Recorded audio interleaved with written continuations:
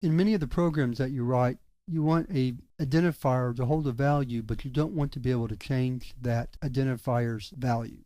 By definition, a variable's value can change. What we want is something whose value can't change, and that something is called a constant. Let me show you how to create one.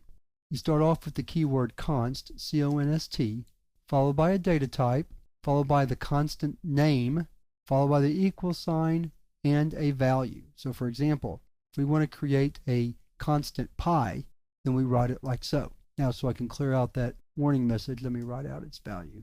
The interesting thing about constants is that once you set their value, you cannot change it. So if, for example, I decided to try to change pi's value to 3.2, I'll get an error message right off the bat stating that the left-hand side of an assignment must be a variable, property, or indexer, meaning that it cannot be a constant, which is what pi now is. Another interesting thing about constants is that you cannot just declare them. So for example, if I try to create a constant number, like so, I'm going to get an error message at the very end of the statement because a constant field requires a value to be provided.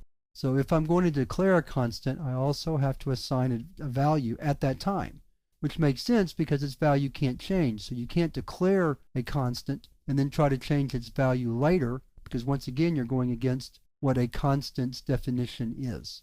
You have to declare and initialize a constant in the same statement. The advantage to constants is that a programmer can look at the definition once and know what the value of that constant is going to be throughout the whole length of the program.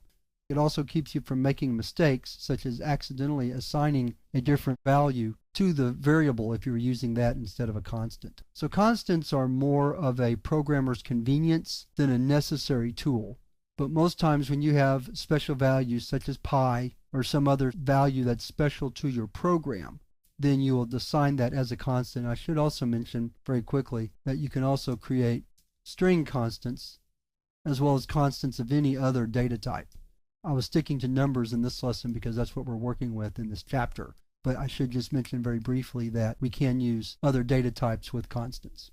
There's not much else to say about constants, so let's go ahead and move on to the next lesson where we're going to talk about other functions to perform mathematics that aren't built into C# and we have to use a special math library to obtain them.